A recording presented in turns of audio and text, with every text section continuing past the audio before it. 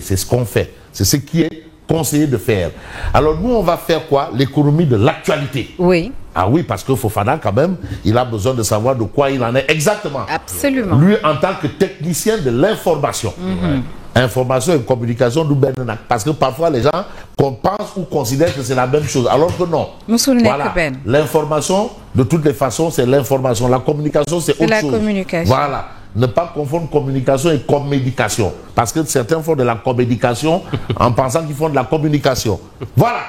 On parle de lutte contre la cherté de l'électricité. Bismillah. Je vois tout le temps votre téléphone en train d'afficher des appels. C'est Bacha Kanté. Non, ils sont non, c'est Aladji Bacha Kanté. C'est Simon. Ils savent que vous n'avez pas. Non, Simon. Ils nous aimeraient. C'est tellement gai de savoir que des gens vous accordent du crédit. Voilà, et ils ont juste envie d'entendre le petit bonjour de la part de Fabrice. Non, mais il faut tenir compte de ce monde-là. Bilal, sans eux, nous n'existons pas. Bilal, c'est grâce à eux. Mais c'est un coluté moins sur une bectée. Voilà, c'est un coluté moins sur une bectée. Voilà, non, tant que Djamala, il n'y a pas de problème. Donc, bon, voilà.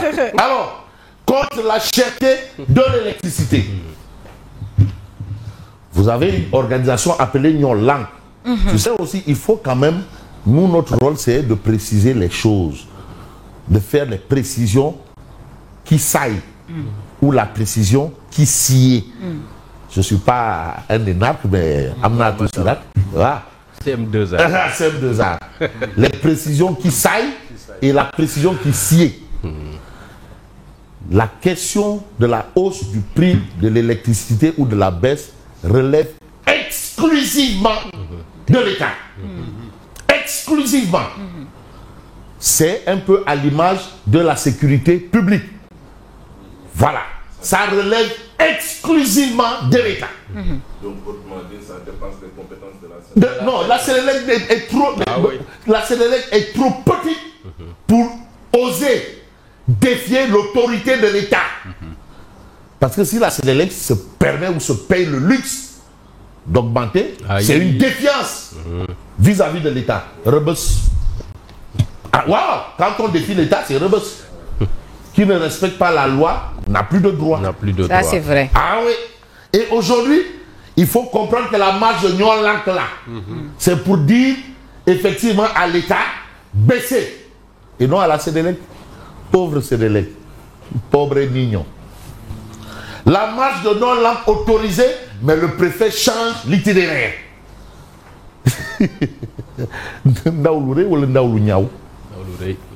Ce changement de dernière minute a été opéré malgré qu'il soit saisi, mais depuis la semaine dernière. Bon, vous savez, l'autorité de l'État a peut-être des informations que moi je n'ai pas. Eux, ils savent pourquoi ce changement. Est-ce qu'il faut mettre ça dans le lot du changement espace-temps ou le changement du temps et de l'espace? De toutes les façons, la marche est autorisée. Mais l'itinéraire a changé. Ça peut avoir un impact pour les organisateurs, impact négatif ou positif. De toutes les façons, on retient que cette mobilisation s'inscrit dans un contexte de souffrance sociale généralisée. C'est que c'est l'élément ouvert donc. Ouais. C'est l'élément. Mais il y a le coût également élevé de la vie. Mais non, mais c'est ça. Souffrance sociale généralisée.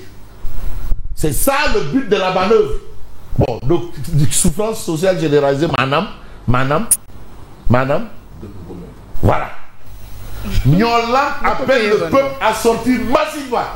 Parce que là, ce problème-là, réellement, ne concerne ni PASTEF, ni APR, ni Bessouniak, ni APR Dogboumougachi, ni le parti Albouri Ndiaye. Voilà, ni le parti socialiste. Ça concerne le Sénégalais du haut jusqu'à celui d'en bas. Donc, c'est pas logiquement, conséquemment politique. Nyon Lang appelle le peuple à sortir parce qu'il s'agit de mobilisation qui s'inscrit dans un contexte de souffrance généralisée. Souffrance généralisée, mon, de fait 10 ans. Généralisée. Que les feux, que les lacs. télé partout. Télé voilà. Incompétence. Notoire, notable, notifié, notarié. Notarial. Articulé à l'inculture incurable.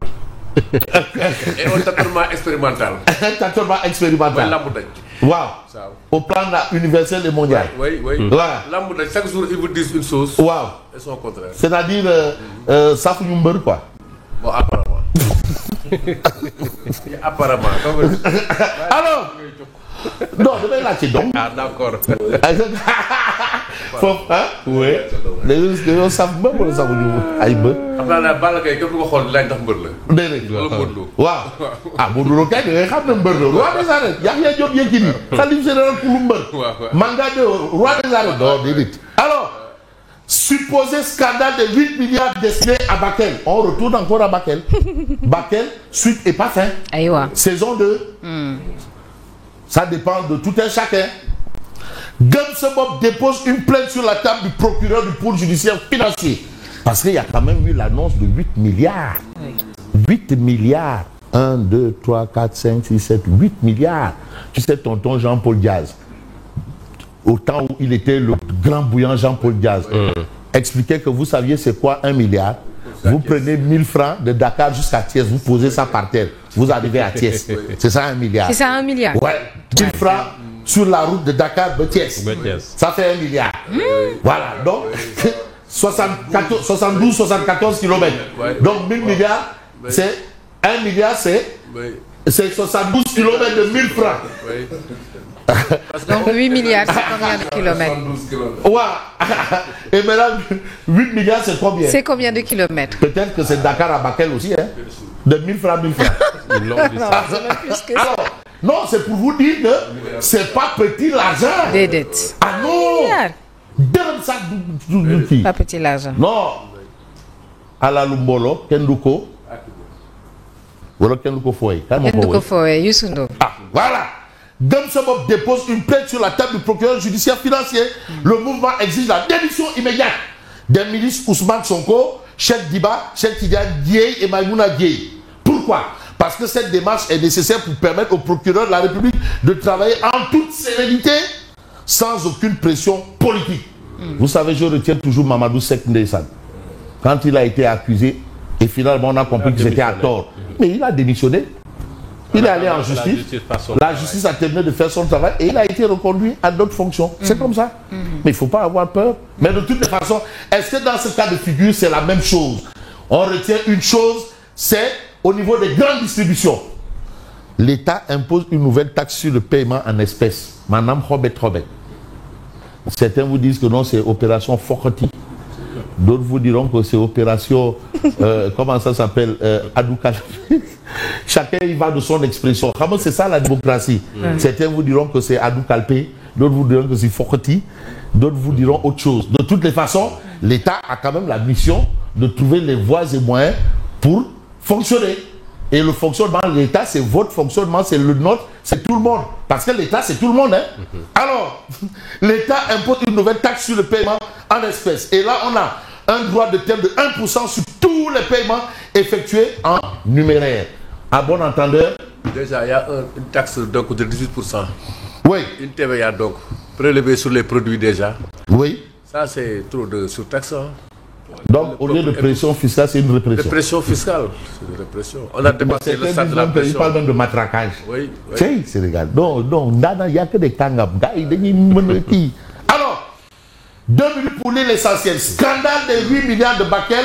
Gamsebob saisit le pôle judiciaire financier et exige la lumière du Premier ministre Ousmane Sonko. Voilà la situation. Situation oblige, on va prendre en relief. Scandale présumé des 8 milliards de Bakel.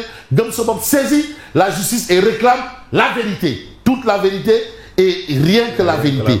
Mais il faut faire aussi la vérité sur plusieurs choses. Vous avez ici Direct News, livre rouge de Cheikh Abdou Bara Dolly Maké. Une réplique au livre blanc de Macky Sall. C'est-à-dire le livre là, on a vu que les premières pages, la couverture. Maintenant, le contenu, il est venu dire voilà la couverture, mais l'intérieur, on attend. Bon, le livre est écrit en arabe ou bien en quelle langue? De toutes les façons, le livre est là. Contrairement au livre blanc de Macky Sall, le livre rouge de Cheikh Bara Dolly nous replonge dans l'univers macabre lors des événements de 2021 à 2023. Là encore, c'est un autre débat. Parce que c'est un débat apparemment sans fin. Le livre est écrit dans quelle langue? Ah, de toutes les façons, on ne nous a pas précisé la langue, mais on sait que le livre est écrit. Mais ce qui est écrit et qui semble clair, d'après bien entendu les parutions de ce matin, c'est quoi? C'est l'information de source A. Pour la première fois, le FMI parle sans mettre de gants de dette, cachées et de fausses déclarations sous le défunt régime. Et aujourd'hui, source A nous dit Macky seul contre tous. Ah bon? Eh bien, Bougal Guedadi et Gamsobop déposent une plainte auprès du pôle judiciaire financier. 8 milliards de francs CFA en jeu. Est-ce que le jeu en vaut la chandelle ou pas? Le temps qui nous est emprunté est court. Mais il faudra éclaircir la lanterne de nos concitoyens. Le FMI, il parle de misreporting. On parle de misreporting. Oui. Mais il n'y a rien de changé sous le soleil. Rien de nouveau? Non, c'est on est dans la haute diplomatie. Voilà. Mais c'est ça, la haute diplomatie, Yacine. C'est pas là-bas, là. C'est le langage diplomatique. On ne discute pas. On gère. Mais rapidement, Fabrice, je me souviens d'un entretien concédé à la RTS par Cheikh Tidiane Diop, l'ancien directeur général du Trésor public. Mais c'est ce qu'il disait. Il y a 2 méthodes de calcul de la dette. C'était vers 2020. Mais de conséquence en conséquence, Walf Quotidien révèle dette intérieure, pression fiscale, mais le privé tire la langue. Bon, nous, on va aller sans langue de bois avec Oumar Diakité. Et là, qui nous fait un peu le point. 10 000 problèmes, 18 millions de problèmes. Ça, c'est notre doyen Soya Ndiaye. Et 10 000 problèmes. Et vous avez ici 0 problème, donc 0 stress. Ça, c'est Diba et le FMI. Oui, plus de mots de dette. Pas de tête, mots de dette. Voilà un peu la lecture de Odia par rapport à l'actualité aujourd'hui. Moi, je vous dis merci et bonne continuation. Merci beaucoup, Lucie.